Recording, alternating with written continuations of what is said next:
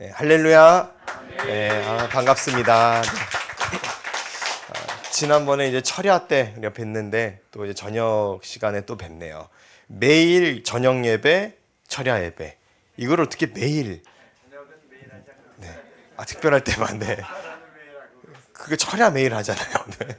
네. 철야를 매일 한다는 거는 정말 대단하신 거예요. 왜냐하면 요즘 철야가 점점 사라졌죠. 철야 많이 안 하고 또 산기도 이제 옛날 이야기가 되었고 또 기도원들이 이제 점점 비어지고 이런 일들이 우리가 겪는 지금의 현실이 되었는데 영적으로 약해졌다 이렇게 이제 느껴요.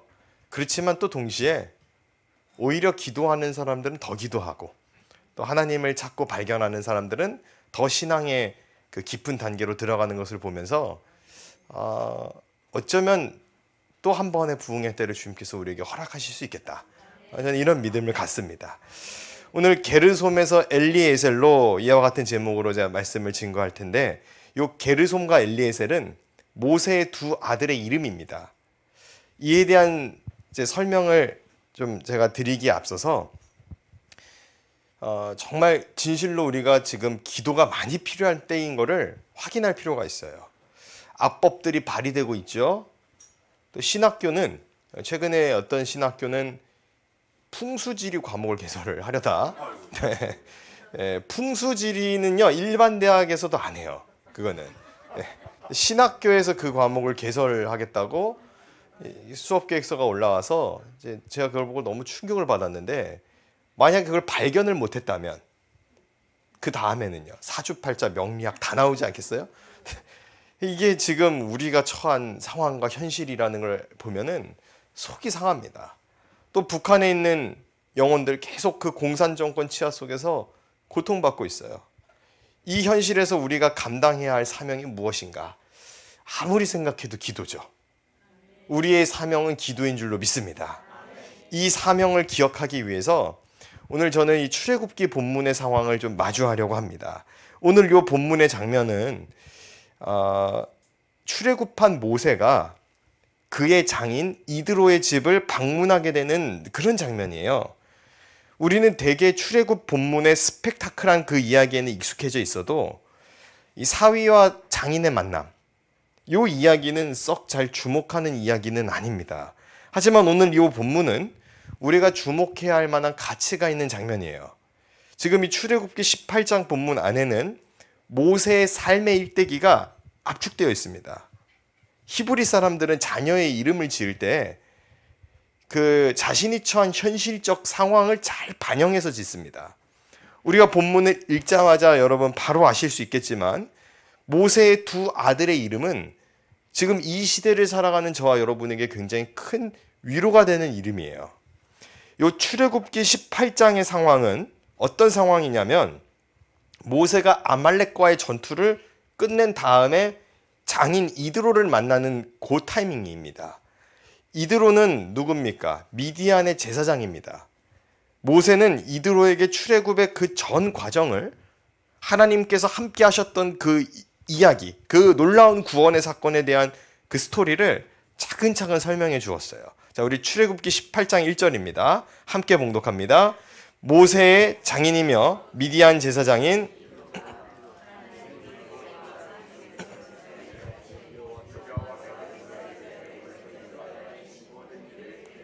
아멘. 자, 모든 이야기를 들었어요. 자, 이 설명을 다 들은 이드로는 자신의 딸이자 모세의 아내인 십보라와 모세의 두 아들을 데리고 나옵니다. 그게 이제 출애굽기 18장 2절이죠. 모세의 장인 이드로가 모세가 돌려보냈던 그의 아내 십보라와 그의 두 아들을 데리고 왔으니 그 하나의 이름은 게르솜이라. 이는 모세가 이르기를 내가 이방에서 나그네가 되었다 하며. 자, 4절 함께 봉독합니다. 하나의 이름은 엘리에셀이라. 이는 나를 도우사 바로의 칼에서 구원하셨다 함이더라. 아멘. 모세의 첫째 아들 이름이 무엇입니까? 게르솜입니다. 자, 둘째 아들 이름은요? 엘리에셀입니다. 자, 그런데 지금 본문을 보면 첫째 아들의 이름의 의미와 둘째 아들의 이름의 의미 달라도 너무 다르죠. 첫째 아들의 이름의 의미는 이방의 객이 되었다라는 뜻이거든요. 반면에 둘째 아들의 이름은 하나님께서 도와주셨다. 하나님의 도우심이라는 뜻을 갖고 있어요. 지금부터 이 모세 두 아들의 이름 속에서 우리가 모세의 인생의 궤적을 좀 살펴볼 필요가 있습니다. 우리가 잘 아는 것처럼 모세는 애굽의 왕자로 살았습니다. 그러다가 애굽 사람 죽이죠. 그것 때문에 애굽에서 도망쳐서 미디안 광야로 가요. 표면적인 이야기만 쓱 보면 아, 모세가 도망쳤구나. 이런 것 같지만 사실 하나님께서 모세를 광야로 몰아가신 거거든요. 그리고 그 미디안에서 모세는 십보라라는 여인을 만나서 결혼합니다. 그리고 아들을 낳았고 그 첫째 아들의 이름을 게르솜이라고 지었어요. 우리가 잠시 출애굽기 앞장을 볼 텐데요. 출애굽기 2장이거든요. 우리 2장 21절 말씀, 성경이 있으시면 한번 찾아주시고 혹시 자막이 있다면 우리가 한 목소리로 한번 봉독하겠습니다. 모세가 그와 동거하기를 기뻐하며 모세에게 주었더니 22절 함께 봉독합니다. 그가 아들을 낳음에 모세가 그의 이름을 게르솜이라 하여 이르되 내가 타국에서 나그네가 되었음이라 하였더라. 아멘. 이 게르솜, 타국의 나그네가 되었다. 이방의 객이 되었다. 이 뜻이죠. 자, 여기서 우리는 이 게르솜이라는 이름을 통해서 모세가 처한 지금 현실의 상황이 얼마나 절망적이고 그리고 모세 스스로도 자신의 상황을 얼마나 비관하고 있는지를 확인할 수가 있어요. 오죽하면 아들 이름을 이렇게 짓냐고요. 자, 근데 여러분 모세 입장에서 생각을 해보면 그도 그럴 게 애굽의 왕자로 생활을 하고 있었습니다. 부유하죠. 근데 하루아침에 척가살이 신세가 된 겁니다. 출애굽기 3장 1절인데요. 한번 3장 1절 말씀 보겠습니다. 모세가 그의 장인 미디안 제사장 이드로의 양떼를 치더니. 자, 여러분 누구 양을 치고 있습니까? 네, 장인 이드로의 양이에요. 자기 양도 아니에요. 내 양 돌봐도 서로를 형편해. 예? 지금 장인 어르신의 재산을 관리하는 일을 하고 있습니다.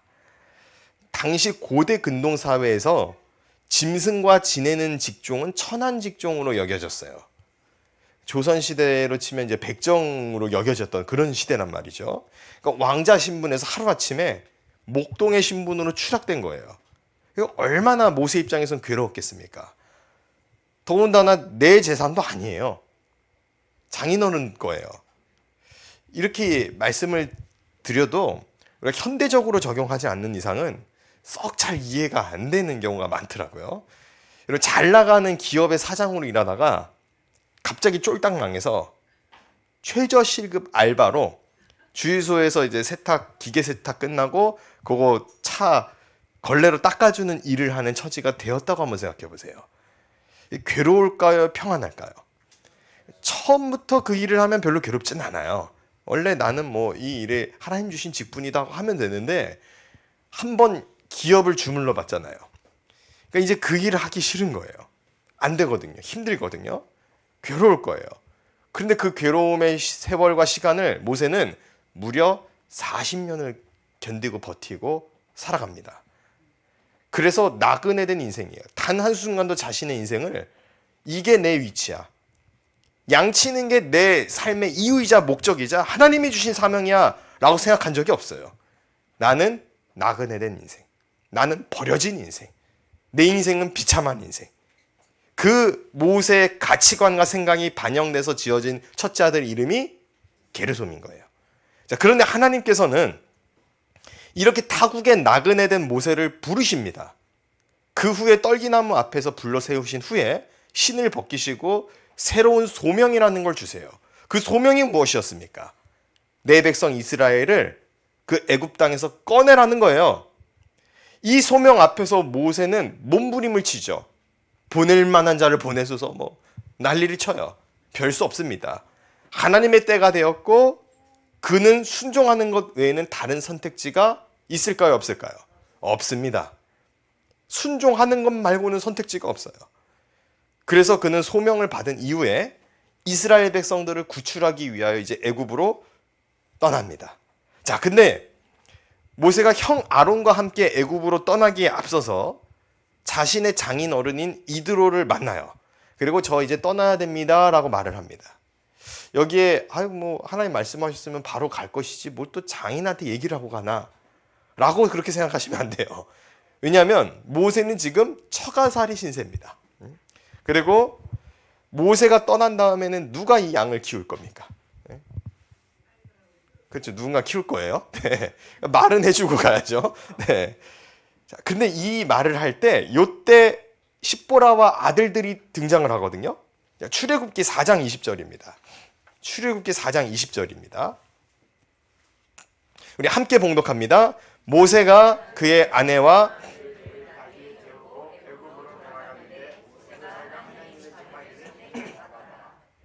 자, 지금 출애굽기 4장 본문에는 엘리에셀이라는 둘째 아들 이름은 언급되어 있지 않아요. 그런데 보면 그의 아내와 아들을이라고 단수로 나오지 않고 아들들로 나오는 걸로 보아서 게르솜 동생이 있었던 겁니까? 엘리에셀 태어나기 전이에요, 후예요? 태어난 거예요. 자, 그럼 이 당시에 십보라와 아들들이 분명히 모세와 함께 애굽 여정을 이제 시작을 하는 거예요. 그런데 지금 출애굽기 18장 오늘 본문을 보면 지금 누구랑 같이 있나요? 집에 와 있어요, 걔들은. 그러니까 이게 뭔지는 모르지만 십보라와 그 아들들은 무슨 이유로 중간에 미디안으로 다시 돌아간 겁니다. 여러분 잘 따라오고 계시죠? 자, 놓치지 마시고 이 순서의 흐름을 정확히 이해를 하셔야 됩니다. 자, 그런데 지금 여기서 중요한 논지는 뭐냐면 십보라와 아들들이 언제 이드로의 집으로 돌아갔느냐가 아니고요. 성경에서 지금 아들들이라는 말로 엘리에셀을 분명하게 등장시켰다라는 거예요. 여러분 모세가 십보라를 만나서 게르솜을 낳은 이후에 엘리에셀을 정확히 언제 낳았는지는 우리가 특정하기는 어려워요. 그러나 분명한 것은 애굽에서 출발하기 그 전에 둘째 아들인 엘리에셀을 출생했다라는 것은 분명하죠.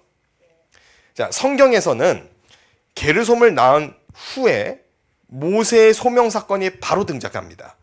그럼 추측컨대 엘리에셀은 모세가 떨기나무 앞에서 하나님 앞에 소명을 받은 이후에 출생한 것으로 추측할 수가 있어요.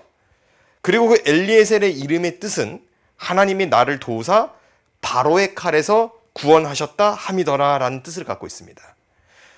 성도 여러분, 이상한 점 발견하셨죠? 출애굽기 4장 20절의 상황은 모세가 아직 이스라엘 백성들을 구출해내기 전이거든요. 애굽에 떠나지 않은 상태입니다. 그렇죠? 근데 모세는 애굽으로 아직 출발도 안 했는데 지금 장인 되시는 이드로에게 저 하나님께 소명받아서 이제 갑니다. 지금 요 말하고 있는 중인데 어떻게 둘째 아들의 이름이 엘리에셀일 수 있을까? 이거 크게 두 가지로 해석이 됩니다. 첫째는 이전에 모세의 40년 전에 살았던 그 살인사건 그거를 추적하고 있었던 바로가 죽고 이제는 새로운 바로가 세워졌다. 단순하지만 아주 깔끔한 해석이죠. 그리고 두 번째 해석이 있는데 이건 뭐냐면 모세가 소명받은 이후에는 하나님이 도우실 거라고 굳게 믿고 둘째 아들의 이름을 반영했다라고 본다는 거예요. 둘 다 타당한 설명이지만 저는 이 두 번째 견해에 집중해서 좀 보기를 원합니다. 왜냐하면 여러분 모세의 살인사건에 대한 책임으로 목숨을 노렸던 그 바로가 없어졌어도 여전히 모세의 상황은 어떻습니까? 타국에 나그네 된 상황이에요. 또 모세가 이스라엘 백성들을 꺼내기 위해서 애굽으로 돌아간다면 목숨을 장담할 수 있습니까? 없습니까? 없지요. 가서 죽으면 어떡해요? 이러한 상황을 알면서도 모세는 하나님의 도우심으로 말미암아 자신의 민족과 나는 바로의 칼에서 구원받게 될 거다. 하나님이 구원해 주실 거다. 믿었다라는 거예요.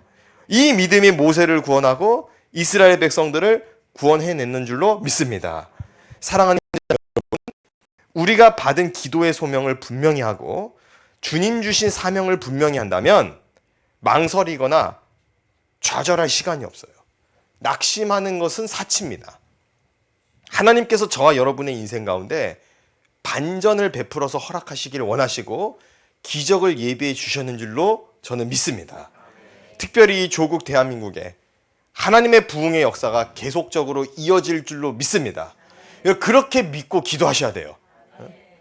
아, 나라가 이제 끝났습니다. 끝장났습니다. 하나님의 촛대가 옮겨졌다. 이런 식의 비관적인 말을 우리가 하면 안 됩니다. 이란이 지금 부흥하고 있죠. 그 시끄러운 나라가. 나이지리아 밖에 속에서도 예배드립니다. 하나님의 촛대가 옮겨진 것이 아니고 하나님의 촛대는 세계 곳곳에서 타오르고 있는 거예요. 하나님의 촛대는 불멸의 촛대입니다. 그 촛대는 여전히 지금 이 기도 본부 가운데 있는 줄로 저는 믿습니다. 여러분들이 끊임없이 철야로 기도하고 금식으로 기도하고 부르짖어 기도하는데 하나님께서 그 기도의 역사를 만들어 주시지 않겠습니까? 하나님의 촛대는 영원히 타오르는 촛대예요. 저와 여러분의 기도도 이 하나님의 촛대 위에서 타오르고 있는 줄로 믿고 이 시간 기도로 새로운 역사를 쓰고 기도로 하나님의 불병거를 동원해내는 우리 모든 성도들 다 될 수 있기를 예수님의 이름으로 간절히 축원합니다. 우리 다시 출애굽기 본문으로 돌아와서 지금 모세에게 무슨 일이 생겼는지를 확인해 볼게요. 무슨 일이 생겼을까요? 모세에게. 어떤 심경의 변화가 있길래 첫째 아들 이름은 이방의 객, 나그네 신세. 둘째 아들의 이름은 하나님의 도우심. 근데 정반대가 되었을까요?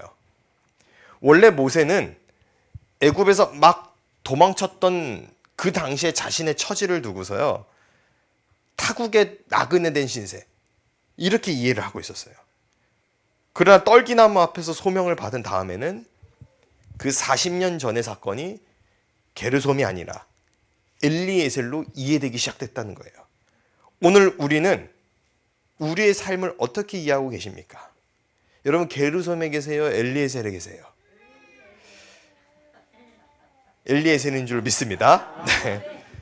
우리가 모세와 같은 소명을 받았나요? 저는 저와 여러분이 구원받았다고 믿습니다. 그럼 지금 나의 상황이 엘리에셀인 줄로 여러분 믿으셔야 돼요. 제가 최근에 우리 거룩한 방파제에서 홍호수 목사님께서 천안에 있는 대안학교에서 청소년 부서 아이들을 집회를 하셨어요. 중독 프로그램과 함께해서 부흥의 집회를 했는데 제가 강사로 가게 되었어요. 근데 이제 저는 찬양 인도자가 부르는 찬양이 하나도 모르겠더라고요. 이제 지금 젊은 청소년 아이들이 부르는 그 CCM 곡을 제가 모르는 거예요. 그래서 이제 예배 끝나고 찬송가를 불렀어요. 찬송가를 부르니까 얘네들이 모르는 거예요. 그래서 그러니까 제가 CCM을 배우는 것보다 그래도 이 친구들에게 찬송가를 가르쳐 주는 게 더 빠를 것 같아서 찬송가를 반복해서 이제 그냥 찬양을 불렀어요. 보혈 찬양, 주의 보혈 능력이 또다 찬양 부르는 거예요. 그리고 이제 마음 가운데 제 감동이 있어서 혹시 이 가운데 주의 종이 되기로 서원한 친구가 있다면 올라와라.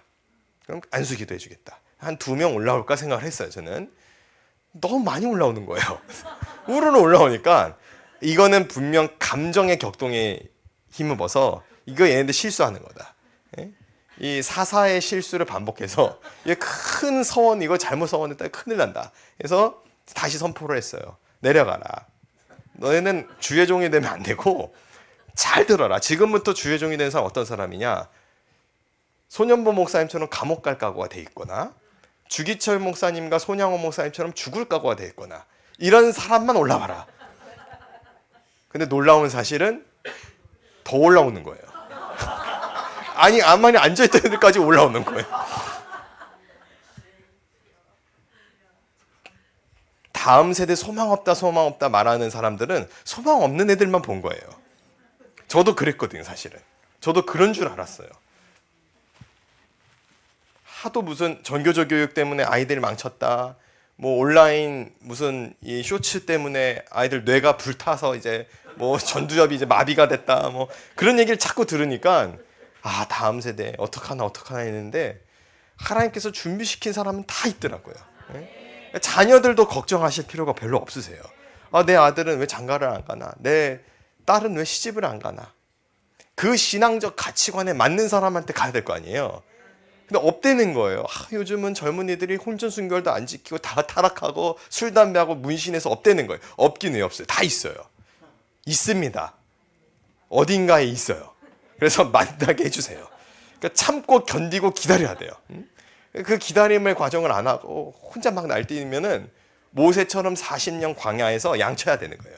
그러니까 이제 모세가 그 과정을 겪으면서 나는 게르솜이구나. 나는 게르솜이구나 이러다가 떨기나무, 불타는 떨기나무 앞에서 주님이 부르시니까 하나님이 나를 도우사 바로의 칼에서부터 구원하셨구나. 신앙의 고백이 바뀌어지게 되었다는 겁니다. 모세에게 벌어진 놀라운 구원의 사건들. 그 이후부터 이제 모세가 아주 직격으로 그 경험을 하거든요. 그 대표적인 사건을 출애굽 안에서 세 가지로 꼽을 수가 있어요. 많이 있지만 대표적 첫째로 잘 알다시피 홍해 사건입니다. 홍해 앞에서 구원을 경험한 거예요. 하나님께서 10가지 재앙을 통해서 이스라엘 백성들을 구출해내셨죠. 그런데 곧장 이 바로 왕의 마음이 완악해져 가지고 이스라엘 백성들을 추격해 옵니다.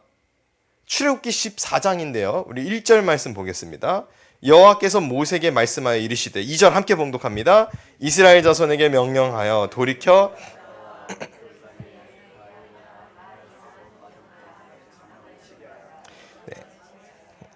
바닷가에 장막을 치게 하라. 바닷가에 장막을 치면 안 될 것 같지 않아요? 상황이. 네. 자, 그런데 모세는 여호와의 명령대로 바닷가에 장막을 쳤어요. 뒤에는 애굽 군대가 추격해 와요. 치던 장막도 걷어내고 어디 이동해야 될 판인데 장막 치고 있어요. 애굽 병과 말이 가까워지자 이스라엘 백성들 마음에 어떤 마음이 들기 시작합니까? 두려운 거예요.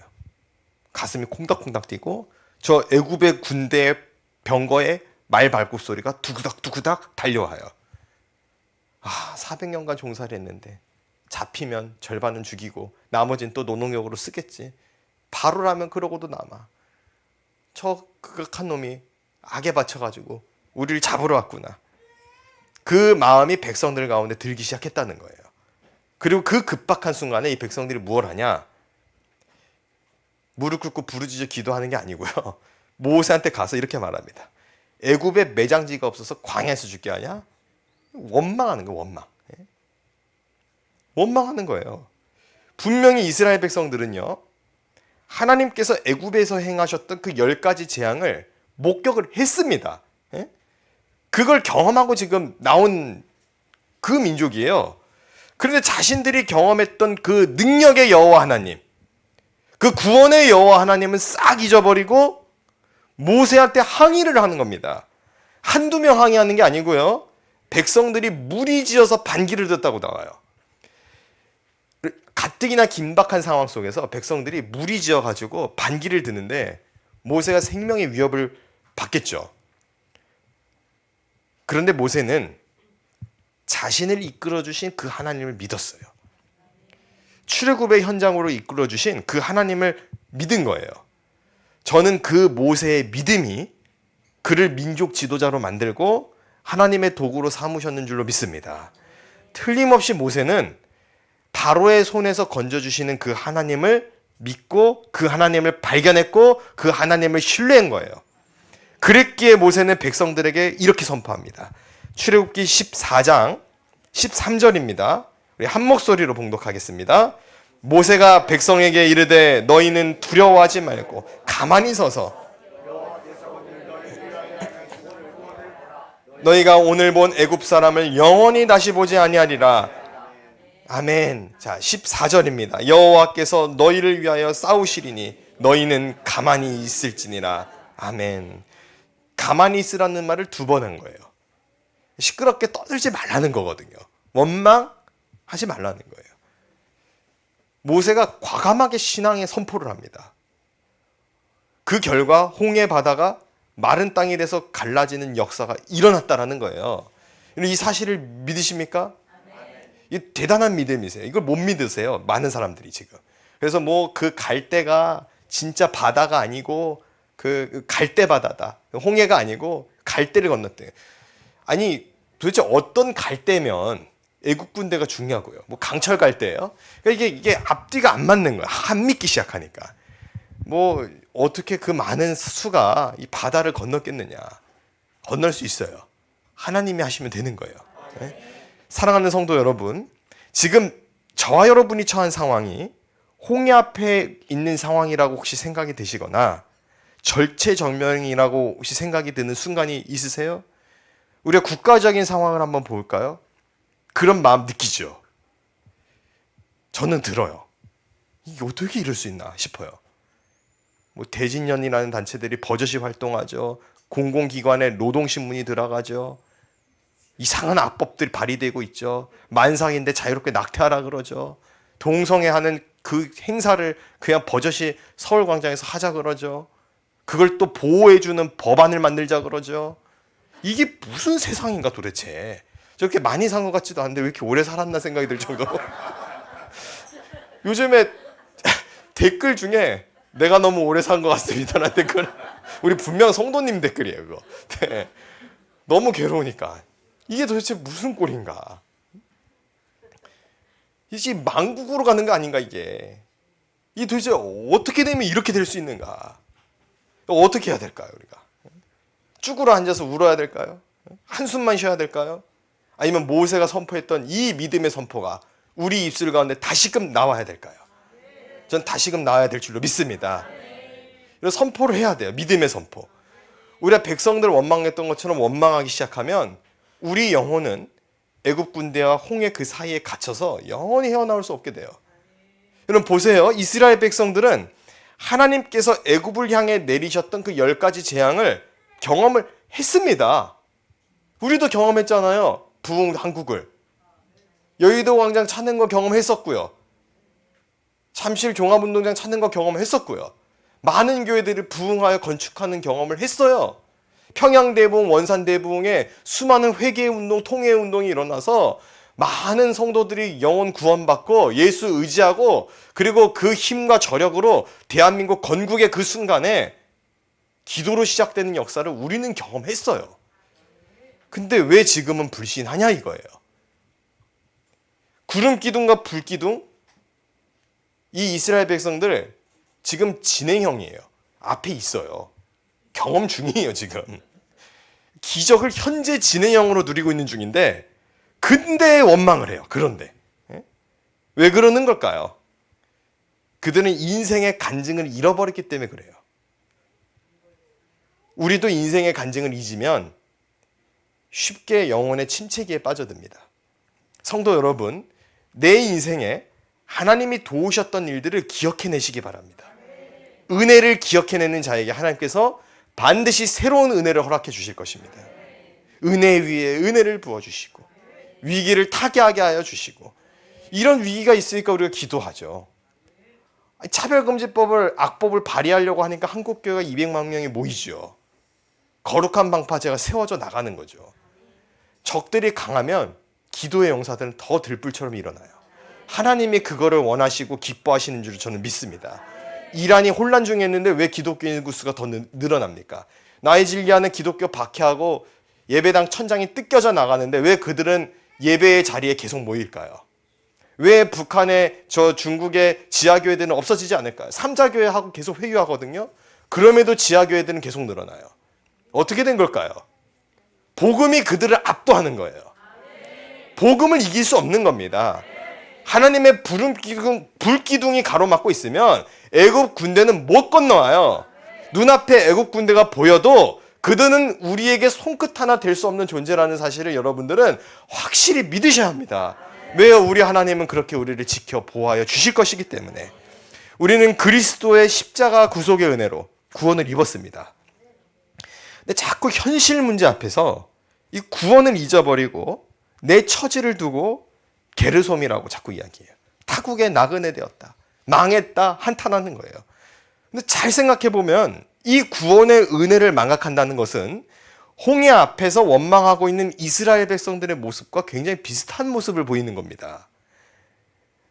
반면에 하나님께서 나에게 베푸신 은혜를 기억해내면 하나님께서는 오늘 저와 여러분에게 또 다른 기적을 베풀어 주실 것입니다. 그러니까 여러분 기도의 용사가 되시기 바랍니다. 오늘 저와 여러분에게 행할 그 구원의 역사를 확실히 믿고 밀고 나가시기 바랍니다. 틀림없이 저와 여러분 앞에 놓여있는 그 인생의 홍해바다 반드시 갈라질 거예요. 나아가서 이 시대의 문제, 이 국가의 위기도 하나님께서 도우시면 능히 이겨낼 수 있는 줄로 믿습니다. 때때로는 하나님이 정말 계신가? 나와 함께 하시는 한가? 계시긴 할 텐데 나랑은 안 함께 하시나? 고통 속에 원망할 때가 있어요. 많은 다음 세대들이 그런 절규 속에 있는 친구들이 많죠. 악법들 발휘되죠. 우리의 목소리는 계속 무시받죠. 근데 여러분, 그 목소리를 하나님이 듣고 계세요. 성경의 히브리인들의 부르짖는 소리를, 내가 내 백성의 소리를 들으셨다고 하셨어요. 400년간 주님은 들으신 거예요. 부르짖어 외치고 기도하는 것은 정치 위정자들 들으라는 거 아니에요. 주님 의지하는 겁니다. 무엇보다 정작 그들은 기도하는 저와 여러분을 두려워하고 있어요. 공산주의가 기독교를 왜 박해합니까? 기독교가 그들에게 위협이 되니까 박해를 하는 거예요. 그러니까 예수 믿는 사람들이 두려우니까 박해를 한다고요. 자신들의 사상과 이념과 체제를 무너뜨리는 그 천적이 복음이기 때문에 견디지를 못하는 거예요. 왜 목회자를 구속하고 종교 탄압에 가까운 법안들을 뻥뻥 발의할까요? 우리가 만만해서 그럴까요? 우리가 두려워서 그런 거라니까요. 또 모여서 기도할까 봐. 또 모여서 광장을 메어서 부르짖어 기도할까 봐. 그게 두려워서 막는 거라니까요. 우리가 그들이 두려워서 벌벌 떨어서 하는 그 제스처에, 애국 군대가 동원된 그 병마에 왜 두려워 떠냐고요. 여전히 불기둥 우리 가운데 있는데. 바벨론 대제국의 왕도 다니엘의 기도 못 막았습니다. 바사제국 그 제2인자 하만도 모르드게의 기도를 못 막아요. 아람 군대가 엘리사의 기도를 못 이겨냈습니다. 아수르 대군이 히스기야의 기도 앞에 무너졌어요. 그리고 이 애굽 군대도 모세의 기도 앞에 처참하게 패배합니다. 어떤 제국도 기도하는 사람을 이기지 못했어요. 실제로 역사가 증명하죠. 영국의 피에 메리, 존 녹스의 기도를 두려워했어요. 적대자 입술의 고백이에요. 나는 천만 대군보다 저 종교개혁자 존 녹스의 기도가 더 두렵다. 기도는 언제나 기도하지 않는 한 민족보다 기도하는 한 영혼이 더 강하게 되어 있습니다. 그걸 믿으셔야 됩니다. 한국교회가 이렇다 저렇다 썩었다 어쩌다 목회자가 왜 그러냐 그런 말 할 시간에 기도하는 거예요. 성도들이 그런 말 할 자격 없어요. 솔직하게 말해서 다음 세대 목회자들도 그들을 위하여 진심 흘려 눈물 흘려 기도 안 했잖아요. 그들의 위정자들을 위하여 눈물 흘려 기도 안 했잖아요. 비판할 자격은 기도한 자들만이 가질 수 있는 거예요. 오늘 저와 여러분이 비판할 자격을 갖추게 되시길 원합니다. 신령한 자는 모든 것을 판단하나 자신은 아무것도 판단받지 아니하나니. 그게 성경의 기록이거든요. 사랑하는 성도 여러분, 오늘 저와 여러분의 기도가 천만 대군보다 강하다는 사실을 기억하고 그 사실을 굳게 믿고 낙심하지 말고 돌파할 수 있게 되시기를 예수님의 이름으로 간절히 축원합니다. 저는 우리가 우리 인생의 간증을 기억하고 하나님 원망하지 않고 잘 신뢰하면 오늘날에도 동일한 은혜와 기적이 나타날 줄로 저는 믿어요. 저는 정말 믿습니다. 왜냐하면 구약에 역사하셨던 그 하나님 여전히 살아계시잖아요. 그분 불가능이 없으세요. 불가능이 없으신 하나님이 나를 사랑해 주신대요. 나를 구원해 주셨어요. 그럼 우리의 고백이 이제는 게르솜에서 엘리에셀로 바뀌어야 될 때가 아니겠습니까? 인생의 절망 앞에서 우리의 신앙의 고백이 엘리에셀로 바뀔 수 있게 되시기를 주의 이름으로 간절히 축원합니다. 두 번째로 모세는 마라의 쓴물 앞에서 구원을 경험했습니다. 홍해를 건넌 다음에 잘 건넜어요. 이제 할렐루야죠. 그리고 이제 수르 광야에 딱 들어섰더니 사흘 길을 걸었는데 물이 없어요. 뜨거운 광야의 햇빛이 내리쬐입니다. 하루만 물이 없어도 걷지를 못할 정도로 고통스러워요. 근데 사흘 길이 물이 없는 상황입니다. 그럼 극한의 상황인 건 틀림이 없어요. 옛날에 신앙의 선배들께서는 보통 인생을 광야길에 비유를 많이 했죠. 합당한 비유입니다. 힘들게 고비를 넘었더니 물이 없어요. 물이. 근데 물을 발견했는데 쓴물이에요.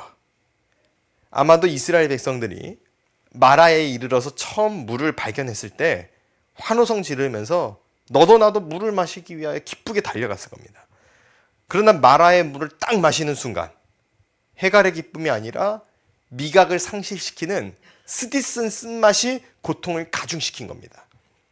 이내 그 고통이 또 어떻게 됩니까? 모세를 향한 원망이 돼요. 출애굽기 15장이거든요. 22절입니다. 모세가 홍해에서 이스라엘을 인도하며 그들이 나와서 스루 광야로 들어가서 거기서 사흘 길을 걸었으나 물을 얻지 못하고 23절 함께 목록합니다. 마라에 이르렀더니 24절도 함께 목록합니다. 백성이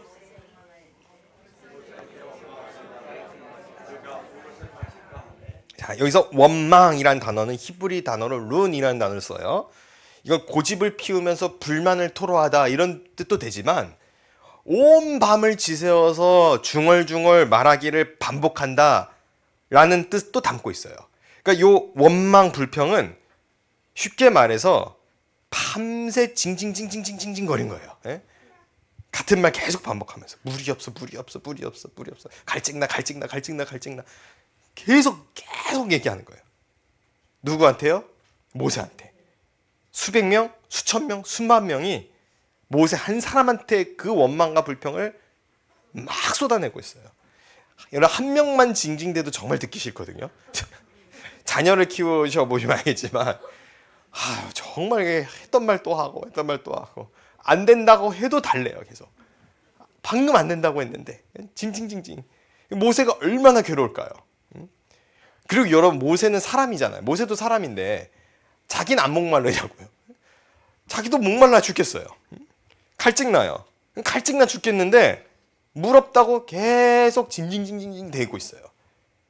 열받겠죠. 반석 7반도 했겠다. 이 생각이 들 정도로 얼마나 속상했을까 모세가. 근데 모세는 백성들처럼 불평과 원망 안 쏟아냈어요. 이때 어떻게 하냐? 여호와 앞에 부르짖었어요. 여호와께서는 모세의 부르짖음을 들으시고 한 나무를 가리키고 그 나무를 마라의 쓴물에 던지라고 명하시죠. 모세가 그 나무를 던지자 그 마라의 쓴물이 어떻게 되었을까요? 단물이 되었어요. 우리도 인생이라는 광야에서 그 광야길을 걸으며 영혼의 갈증에 시달릴 때가 많습니다.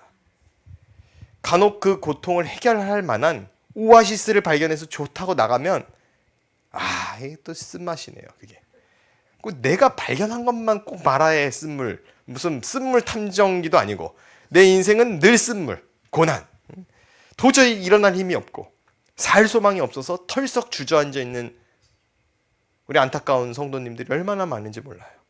그런데 이런 상황에서 우리가 지금 뭘 해야 되는가?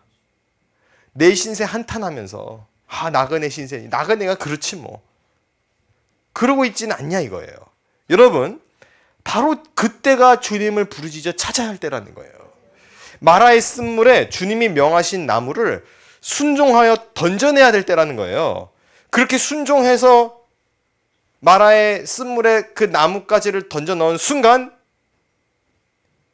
하나님께서는 나를 도우사 바로의 칼에서 구원하셨도다.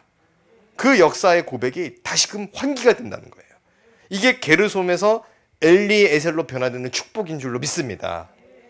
자, 그러면 우리 앞에 펼쳐진 이 쓴물에는 어떤 나무 던져야 될까요? 주님이 던지라고 명하신 나무는 무엇일까요? 저는 그것이 바로 예수 그리스도의 십자가인 줄로 믿습니다. 우리의 상황이 너무 써서 도저히 마실 수 없는 그 마라의 쓴물 앞에 봉착해 있다면 그 안에 그리스도의 피 묻은 보혈의 십자가를 던져 넣을 때 그 순간 마라의 쓴물 같은 내 인생이 단물 나는 인생으로 바뀌게 되지 않겠습니까? 이 사실을 굳게 믿고 나아간다면 그 예수 십자가 보혈의 은혜가 내 인생을 강하게 개입하지 않겠습니까? 만일 십자가 구속의 은혜가 내 삶에, 내 마음에 아무 감흥을 줄 수 없다고 한다면 영원히 마라의 쓴물 앞에 갈증의 고통을 겪겠죠. 그러나 그 구속의 십자가가 나의 삶의 이유요, 근원이요, 감동이라면 그 인생은 구원의 단물을 느끼는 삶이 될 줄로 믿습니다. 하나님께서 명하신 나무를 모세가 던질 때 한번 상상을 해볼게요. 나무를 뿌리째 뽑아서 던졌겠어요? 이 자유주의 신학자들은 그렇게 주장해요. 이 나무 뿌리에서 물을 정화하는 그게 나와가지고 그 효소가 나와서 그래서 그 물이 정화가 돼가지고 이 사흘 걸었던 이분들이 물을 잘 마실 수 있었던 거다. 여러분 이게 참 웃기는 게요. 사흘 동안 사막 걸으면서 광야 걸으면서 물을 못 마신 사람들이 어떻게 뿌리에 박혀있는 나무를 뽑아요. 네? 그 더 큰 기적을 자꾸 만들어내요. 상식적으로 생각을 해도 돼요. 상식적으로. 나뭇가지를 꺾어서 던졌겠죠. 예? 그 나뭇가지, 그 나무 토막을 던졌을 거 아닙니까? 그럼 꺾여진 나뭇가지는 살은 겁니까? 죽은 겁니까? 죽은 나무예요. 홍해를 향해 내밀었던 나무, 지팡이. 살았어요? 죽었어요? 죽은 나무예요. 그리스도의 십자가. 죽은 나무죠. 그러나 홍해는 갈라졌고 마라의 쓴물은 단물이 되었고 그리스도께서는 부활하셨다라는 거예요. 할렐루야! 저 여러분의 인생 가운데 내 손에 들려있는 거라고는 이 지팡이, 이 죽어있는 나무 토막. 이거 갖고 뭘 합니까? 그거 갖고 다 해요, 주님은. 주님 손에 붙들려져 있는 거면 몽땅 연필도 쓰임 받는 거예요.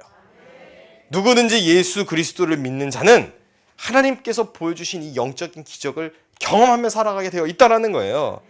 여러분 이 사실을 굳게 붙들고 주여 오늘 나의 삶에 영적인 반전이 일어나게 하여 주옵소서.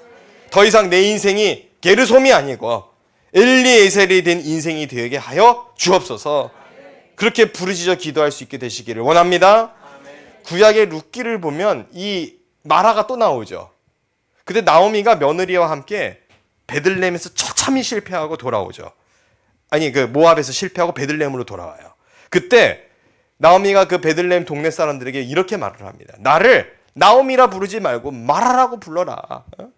내 인생 쓴물이다. 전능자가 나를 괴롭게 했다. 나는 쓴물과 괴로움 인생뿐이다. 그런데 이 나오미의 고백이 곧이어 바뀌죠. 전능자 하나님, 샤다이 하나님을 고백하여. 그러자 그의 그 며느리 룻이 보아스와 결혼을 하여 대반전이 일어나는 그리스도의 계보를 이어가는 놀라운 역사가 만들어지게 되는 거예요. 여러분 마찬가지입니다. 우리가 인생의 마라, 그 쓴물이 우리 앞에 봉착할 수 있어요. 늘 평탄하지 않습니다. 그러나 나오미가 모압에서 베들레헴으로 발길을 돌렸던 것처럼 모세가 이스라엘 백성들이 애굽에서 가나안 땅으로 그 발길을 돌렸던 것처럼 우리 역시 발길을 돌이키면 하나님의 은혜가 풍성하게 부어지게 될 줄로 믿습니다. 사랑하는 성도 여러분, 죄악된 길에서 거룩한 길로 발길을 돌이키시기 바랍니다. 철야하자고 많이 이야기를 하세요. 여기까지 오기 힘들면 교회들 유튜브 요즘 잘 되어 있어요. 딴 거 보지 말고 기도에 함께하는 그런 기도의 역사들이 흘러가야 돼요.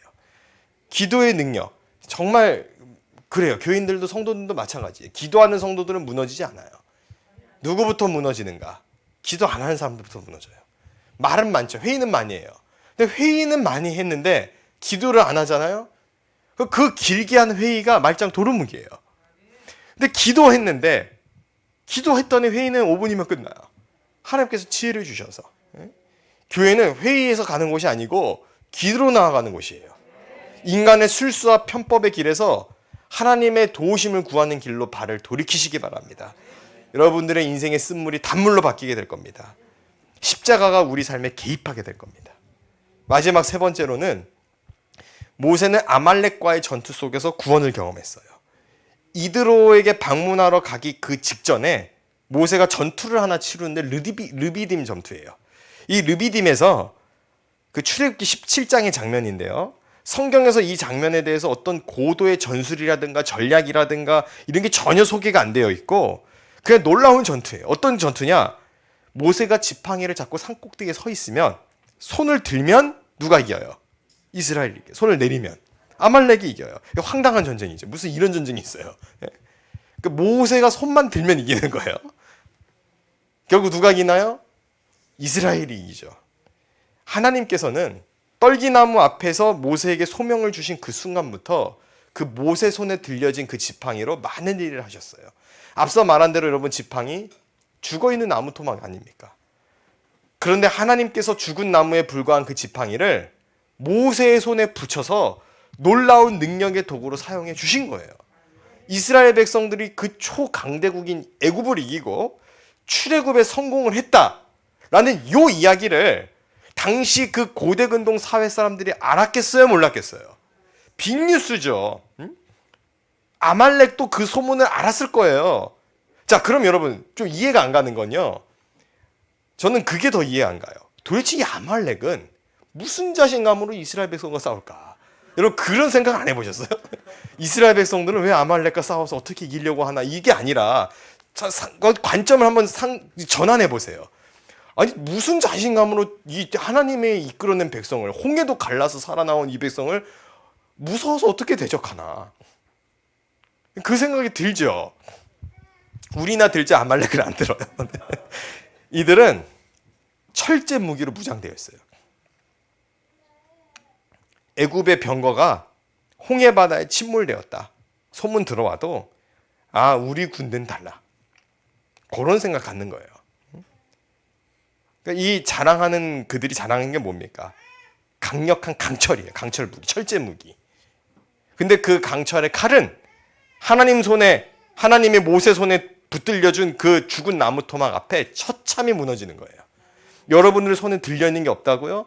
우리는 맨날 저들이 악법 발휘하면 그거 동의 청원해서 막기 바쁘고, 우리는 힘이 없고 미약하고 언제까지 이 싸움을 하나 이러잖아요. 그냥 그 싸움 대대로 하는 거예요. 네, 왜냐하면 그럼 이겨요 결국에. 뭐 누가 뭐 차별금지법 통과시켜달라고 손편지를 썼다, 우린 더 쓰면 돼요. 괜찮아요. 네, 더 많이 쓰면 돼요. 손편지가 쉽네. 거뜬히 이기고도 남아요. 뭐 또 퀴어 집회를 한다더라, 맞불하면 돼요. 그냥 돌이켜라, 주님 앞에 돌아오라 선포하면 그 눈물의 기도를 보고 돌이켜요. 한두 명만 돌이켜도 그들이 휘청휘청합니다. 두려워하는 거예요. 기도하는 한 사람을 얼마나 두려워하는데요. 그 기도하는 한 사람 때문에 그게 눈에 가시가 돼서 어떻게든 공포감을 조장해서 막겠다. 그게 되냐고요. 그게 더 기도하는데, 건드려 봐야 더 기도하는 거예요. 여러분 성경이 지금은 비치용도 있고 다 이제 있어서 이런데 만약에 못 읽게 해보세요. 어떻게 할까요? 하지 말라면 더 하는 그 심리가 또 작동이 돼가지고 평소에 믿음도 없었던 사람들이 불을 내면서 더 열심으로 기도하고, 지금 부흥의 때인 줄로 저는 믿습니다. 언제 이렇게 박해를 받고 언제 이렇게 위기감을 느낍니까? 저는 이 위기감이 좀 이렇게 표현하면 좀 이상한 말이지만 한편으로는 기쁜 게 계속 평안해잖아요. 계속 뭐 새신자만 쉽게 전도하고 이러잖아요. 그럼 교회는 놀이터 돼요. 또 떡볶이 축제하고 또 바자회하고 또 철야는 안 하고 그 가을 운동대회 한다고 또 싸우고 또 청팀 배팅 나눠가지고 싸우고 1구역 2구역 싸우고 그러고 있어요. 근데 지금 그럴 정신 없죠. 우리가 지금은 어떻습니까? 악법 막아야죠. 그리고 잘못된 사상과 이념과 맞서 싸워야죠. 지금 우리가 그럴 정신이 없으니까, 그러니까 기도 본부가 세워지고 기도의 혈류가 한국교회 곳곳에, 여러분의 진짜 소망인 게요, 한국교회가 도전받습니다. 왜 그런 말씀 드리냐면 오늘 화요일이잖아요. 우리 형제님이랑 같이 지금 서울 거리를 차로 왔는데 교회들이 굉장히 많습니다. 근데 불 켜진 교회들은 굉장히 적어요. 켜져 있었는데, 어떤 교회, 큰 교회 켜져 있었는데 1층만 켜져 있는데 카페만 켜져 있어요. 아니, 저 비판하려고 하는 건 아니에요. 근데 딱 근데 예수도 기도운동 오니까 무슨 골목이 이렇게 있나, 유일하게 이 골목을 밝히잖아요. 이 불빛이 저 북녘의 지금 깜깜한 어둠을 밝게 불태우는 강력한 기도의 불꽃이 되는 줄로 저는 믿습니다. 하나님의 그 기도 붙들어서 쓰세요. 여러분들의 기도가 능력이 되는 거예요. 결코 좌절하시면 안 됩니다. 기도의 자리에서 이미 승부가 나요.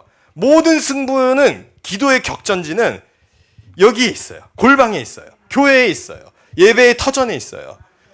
광야에 나가서 우리가 맞서 싸우고 광장에 나가고 국회 앞에도 가고 하지만 승부는 어디서 났다? 기도의 자리에서 났다라는 거예요. 이미 우리는 이겨놓고 싸우고 있다라는 겁니다.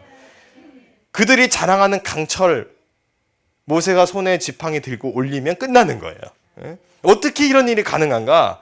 그가 자신의 인생을 엘리에셀로 해석하기 시작하고 하나님이 그 인생을 구원해 주시기 시작하니까 이것이 가능하게 되었다라는 거예요. 믿음이 역사하는 겁니다. 믿음이 역사. 하나님은 떨기나무 앞에서 이미 이 모든 은혜를 예비하시고 모세에게 베풀어 주고 계시는 거예요. 마찬가지입니다. 하나님께서는 우리에게 그리스도의 십자가, 그 사랑의 은혜를 허락하셨고 우리는 그것을 믿어야 합니다. 여러분, 모세가 지팡이 집어들었지만 사실 하나님께서 모세가 그 지팡이를 들어 올릴 수 있도록 은혜 베푸신 거예요. 내가 십자가를 믿는다라고 하지만 그리스도의 구원의 십자가가 사실은 나를 지탱하고 있다는 거예요. 이 사실을 믿으십니까? 여기에 우리가 아멘으로 화답이 되었다면 우리 인생을 가로막는 이 아말렉 대군 쉽게 무력화될 줄로 믿습니다. 인생의 쓰디쓴 단물, 그 쓴물, 단물로 바뀌게 될 줄로 믿습니다. 이해할 수 없는 고난과 시련이 와도 그 상황을 여러분 신앙의 눈으로 해석을 하셔야 돼요. 자꾸 말씀의 능력을 한번 믿어보세요. 성경에 나오는 그 수많은 기적들이 내 삶 가운데 일어나는 진짜 간증이 된다니까요. 믿음이 없는 신학자들이 자꾸 성경에 오류가 있대요. 오류 없어요. 성경에 오류가 있다라고 말하는 그 신학자 입술에 오류가 있는 거예요. 우리가 성경을 불신하고 불가능하다고 해석하잖아요. 그 은혜는 우리는 영원토록 경험을 못해요. 근데 이 말씀을 굳게 믿으면 기록된 모든 그 구원의 사건들이 저와 여러분의 매일매일의 삶 속 가운데 강력하게 나타나게 될 것입니다. 모세의 장자의 이름 게르솜이었어요.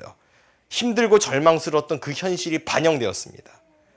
그러나 떨기나무 앞에 그가 섰고 그가 하나님의 부르심과 소명을 입은 다음에는 40년 전에 그 사건이 게르솜이 아니고 내가 나그네된 사건이 아니고 하나님이 나를 구원해서 이끌어내신 도우심의 사건이었구나.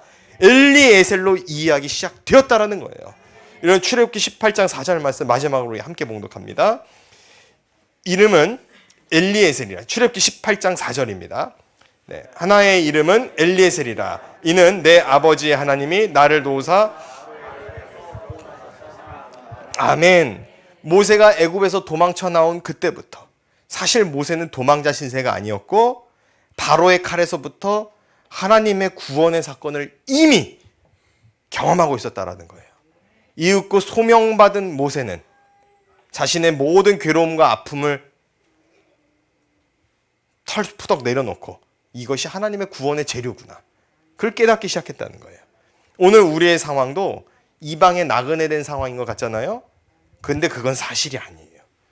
정말 주님이 내 주 되신 걸 믿으면 나에게 펼쳐진 모든 상황은 구원의 상황이에요. 이 사실을 깨닫게 되시기를 바랍니다. 반드시 이런 말이 반론으로 오더라고요. 현실 감각 없는 소리 좀 하지 마라. 현실 감각이 없어요. 제가 인정해요. 저는 현실 감각이라는 건 조금도 없어요. 아니 누가 20대 때 개척해서 넘어졌는데 30대 때 뭐하러 또 개척을 해요. 굉장히 현실 감각 없죠. 근데 저는 현실을 넘어 역사하는 하나님을 봐요. 나만 고난 속에 있다. 그게 바로 교만이에요. 왜 나만 고난 속에? 다 고난 속에 있죠. 주님은 근데 그런 나를 포기하지 않으시고 십자가를 짊어 주셨다는 거예요. 이 주님을 경험하고 만난 사람은 절대 고난 보지 않습니다. 고난 뒤에 영광 보죠. 그거 보며 살아가는 겁니다. 여러분 지치십니까? 괴로우십니까? 아니라고 하니까 할렐루야입니다. 계속 그 상태로 갈 수 있게 되시기를 원합니다. 떨기나무 앞에서 소명 받았어도 모세의 삶이 바뀐 게 없잖아요. 타국에 나그네된 신세잖아요. 그런데 자기의 인생을 다르게 해석한다니까요. 게르솜을 엘리에셀로 읽을 때 인생의 절망은 사라지고 희망의 빛이 우리 인생 가운데 들어오게 된다는 거예요. 사랑하는 성도 여러분, 세상의 것이 아니라 천상의 것으로 우리 상황을 바라보시길 바랍니다. 우리의 모든 상황을 엘리에셀로 해석할 수 있게 되시길 바랍니다. 지금의 현실이 아니고 하나님이 하실 진짜 현실을 바라보게 되시길 바랍니다. 홍해가 갈라지게 될 것이고 마라가 단물이 될 것이고 아말렉의 칼이 지팡이 앞에 무력화가 될 것이고 그리고 우리 앞에 있는 모든 문제들도 일순간에 역전되게 될 것입니다. 이 역전의 드라마는 언제 시작이 되느냐? 우리가 기도할 때 시작되는 줄로 믿습니다. 그러니까 성도 여러분, 우리가 겪는 이 시련은 단순한 환난이 아니고요, 하나님이 기적을 일으키시기 위한 준비 작업인 줄로 믿으시고 이제 이거를 확신하고 소망으로 품고 오늘 이 밤에 다시 한번 기도의 활시위를 당기게 되는 저와 여러분 되시기를 예수님의 이름으로 간절히 축원합니다. 우리 시간 간절히 주여 한번 부르짖고 기도하기를 원하는데, 우리 많은 기도의 제목들이 있지만 특별히 나라와 민족을 두고 우리 기도합시다. 우리 주여 한번 간절히 부르짖고 통성으로 기도하겠습니다. 주여, 아버지 하나님, 우리의 삶의 걸음을 이끌어 주옵시고 주여, 게르솜과 같은 내 인생을 주여 엘리에셀로 바꾸어 주옵소서. 하나님 아버지, 우리의 현실과 우리의 국가적 상황을 게르솜으로만 읽는 것이 아니라 엘리에셀로 해석하여 아버지 하나님, 오히려 기도할 수 있는 계기가 되었고 하나 될 수 있는 계기가 되었고 가라지와 알곡이 나뉘어지는 놀라운 은혜의 기점이 되었사오니 주여, 한국교회 제2의 부흥을 허락하여 주옵소서. 통일 한국을 위한 준비 과정을 주님이 허락하시고 예비하셨는 줄로 믿으오니 아버지 하나님, 오늘 이 시간 기도의 등불들을 태우게 하시고 이 기도의 불빛을 통하여 아버지 하나님, 저 분격 땅에 어둠의 땅을 밝히는 하나님의 거룩한 촛대의 불이 일어나게 하여 주옵소서. 주여 아버지, 개성 함경 신의주 청진 땅에 아버지 하나님, 예수 십자가의 능력이 들어가게 하여 주옵소서. 중국 공산당은 무너지고 그 지하교회 성도들이 마음껏 신앙의 자유를 누릴 수 있는 믿음의 세대가 주여 오게 하여 주옵소서. 이 일을 위하여 엑스더 기도운동 본부를 주여 세우셨사오니 주여 아버지 하나님, 이 기도의 본부에서 아버지 기도의 펌프가 되게 하시고 기도의 심장이 되게 하시고 기도의 혈액이 되게 하여 주셔서 아버지 하나님, 이 한국교회의 기도의 불길을 일으키는 일에 아버지 하나님, 우리의 기도가 사용되게 하여 주옵소서. 아버지여, 우리가 간절히 기도하며 나아갑니다. 주여, 이 나라 이 민족의 혼란한 이 시대를 주여 아버지 하며 하시오니 악법들은 통과되지 않게 하시고 아버지 학생 인권조례 철폐되게 하시고 주여 아버지 포괄적 자멸금지법 통과되지 않게 하여 주시고 아버지 이 일에 맞서 싸우고 있는 믿음의 용사들을 주여 일으켜주사 아버지 이들을 통하여서 아말렉 대군을 막으시는 하나님의 놀라운 역사를 보게 하여 주옵소서. 주여 아버지 하나님, 은혜를 베풀어 주옵소서. 주님 아버지 하나님, 간구하는 기도를 들으시고 아버지 하나님, 우리의 인생이 다시금 해석되게 하여 주옵소서. 주여 아버지여, 우리에게 성령의 불을 내려주옵소서. 이 시간 간절히 기도합니다. 주여, 기도의 용사들의 기도의 불꽃에 아버지 하나님, 기도의 능력이 있게 하시고 기도만이 살아가는 역사가 되게 하여 주시옵소서. 아버지 은혜 베푸시고 주여 성령의 기름을 내려주옵소서. 아버지 하나님, 우리를 변화시키시고 우리가 거듭나게 하시고 하나님의 군대를 일으키는 주의 군사 되게 하여 주옵소서. 우리의 손이 지치지 않게 하여 주옵소서. 아버지, 지팡이만 들여올려도 아말렉 군대는 물리칠 수 있는 줄로 믿어오니 우리가 기도의 팔만 불을 열려도 아버지 하나님, 우리가 기도의 골방만 불태워도 아버지 하나님, 이 싸움은 이기는 싸움인 줄로 믿어오니 주의 아버지 하나님, 우리의 삶이 변화되게 하시고 하늘의 군대를 동원하는 기도의 특권을 누리게 하여 주옵소서. 아버지 하나님, 간절히 기도하며 나아갑니다. 주님 아버지 하나님, 우리 성도들의 기도를 통하여 주여 아주의 하늘의 문을 여시고 홍해를 갈라 주옵소서. 주여 아버지 하나님, 우리 인생의 아픔과 고난과 고통의 눈물은 주여 씻어 주옵시고 구원의 은혜만 바라보게 하여 주옵소서. 나아가야 할 소망만 바라보게 하여 주옵시고 아버지 하나님, 우리에게 주어진 시간이 짧습니다. 아버지 하나님, 이 짧은 시간에 아버지 하나님, 주님 앞에 올려드리기로 원하오니 아버지 하나님, 우리가 시대의 일꾼이 되게 하시고 하나님께 쓰임받는 하나님의 군사들 되게 하여 주옵소서. 주여 아버지 하나님, 오늘 이 시간 기도의 불씨를 불태우는 우리 하늘의 용사들이 오늘 이 자리 가운데 있사오니 주여, 이 기도의 용사들을 통하여 아버지 하나님, 이 시대를 변화시켜 주옵시고 아버지 하나님, 이 상황을 주도하게 하여 주옵시고 아버지 하나님, 우리 앞에 놓여져 있는 수많은 인생의 마라의 쓴물들을 주여 거룩한 보혈의 능력으로 단물로 바꾸어내는, 그렇게 해석해내는 하나님의 일꾼들이 이 자리 가운데 일어나게 하여 주옵소서. 아버지, 은혜 베풀어 주시옵소서. 우리 시간이 많이 갔지만 한 가지 더 기도하기로 합니다. 여러분들 교회들을 두고 기도하기로 합니다. 특별히 주의 종들을 두고 여러분 기도해 주세요. 목회자들도 영적으로 약해질 때 많습니다. 모세도 그 백성들의 수많은 원망 앞에 약해지고 위축될 때 있는데, 주의 아버지 하나님, 주의 종의 길을 가겠다고 결단한 주의 종들이 하나님 두려워하게 하여 주옵소서. 사람 눈치 보지 아니하고 하나님 기뻐하는 일을 선택하게 해달라고, 그와 같은 믿음의 담력을 달라고, 그래서 손양원 주기천과 같은 시대의 믿음의 용사들과 그 시대를 돌파해내는, 그 시대를 살려내는 주의 종들이 이 시대에도 있게 해달라고, 깨어나게 하여달라고. 여러분 이 시간 주여 한번 간절히 부르짖고 다시 한번 통성으로 기도하겠습니다. 주여, 아버지 하나님, 이 시대의 교육자들을 불쌍히 여겨 주옵시고, 아버지 하나님, 그들이 주님만을 두려워하게 하여 주옵소서. 주여, 신학교 교수들이 하나님 두려워하게 하여 주옵소서. 잘못된 이념과 사상과 신학은 가르치지 못하게 하여 주옵시고, 오로지 복음 중심적 신학으로 무장하게 하여 주옵소서. 예수만이 구원이라는 고백이 입술 가운데 선포되어지게 하여 주옵소서. 아버지 하나님, 주의 종들이 세속의 눈치를 보지 않게 하여 주옵시고, 세상의 권력자들의 눈치를 보지 않게 하여 주옵시고, 하나님이 옳다고 하는 일이라고 한다면은, 주님께서 기쁘시다고 하는 일이라고 한다면은 믿음으로 선포하게 하여 주옵소서. 아버지 하나님, 성도들을 깨워 주옵소서. 잠자는 성도들이 일어나게 하여 주옵소서.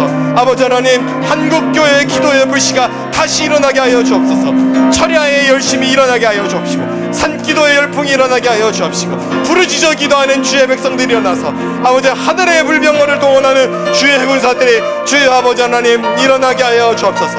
아버지 하나님, 우리의 다음 세대를 깨워 주옵소서. 그들이 하나님 섬기게 하여 주옵소서. 아버지 하나님, 그들이 주님 의지하게 하여 주옵소서. 주여 아버지, 주여 우리를 불쌍히 여겨 주옵소서.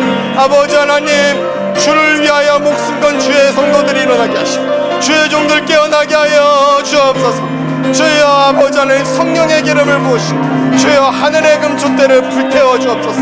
아버지여 은혜 베풀어 주옵소서.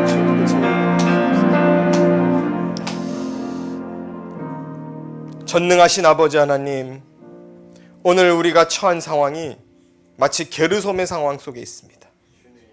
딱 나그네된 인생, 이리 치이고 저리 치여서 갈 바를 알지 못하는 인생 가운데 우리가 놓여 있습니다.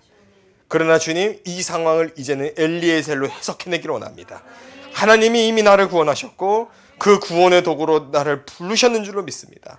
이 나라 이 민족의 이 위기의 상황을 타개하고 일으키기 위한 기도의 용사로 주님께서 나를 이 자리 가운데로 부르셨는 줄로 믿으오니, 주의 아버지 하나님, 이 기도의 심장부에서 놀라운 은혜의 역사가 만들어지게 하여 주옵시고, 이 기도의 불씨가 한국교회를 깨우게 하여 주옵시고, 신앙의 양심들이 깨어나게 하여 주옵시고, 잠자는 성도들이 일으키는 일에 귀하게 사용되는 하나님의 거룩한 사이렌이 되게 하여 주옵소서. 주님, 그리하여 이 기도의 횃불이 저 북녘 땅에도 옮겨 붙어서 아버지 악한 정권 무너지게 하시고, 그 땅에 속박되어져 있는 영혼들이 자유롭게 찬양하고 예배할 수 있도록 주여 아버지 하나님, 통일한국 복음 통일 주여 허락하여 주옵소서. 이 일을 외면하고 이 사역에 충성되지 못하여 행했던 이전의 모습들을 주여 회개하게 하시고, 이제는 저 북녘 땅에 눈물 흘려 기도하는 그 영혼들과 하나 되게 하시고, 애통하는 마음 갖고 주여 아버지 하나님, 그 영혼들 구출해내는 일에 우리가 한마음 한뜻이 되어 다시금 기도의 불씨를 올려드리는 거룩한 주의 백성들 다 되게 하여 주옵소서. 아버지 하나님, 우리 인생 앞에 고난이 있습니다. 쓴물이 있습니다. 아말렉 군대가 있습니다. 홍해가 있습니다. 그러나 주님께서 역사하여 주시면, 예수 십자가 붙들고 나아가면 모든 문제들도 일순간에 해결되는 줄로 믿으오니, 그 믿음 갖고 나아갈 수 있도록 주여 우리의 발걸음을 친히 인도하여 주옵소서. 이 모든 말씀 우리 구주 예수님의 이름으로 간절히 기도드렸습니다.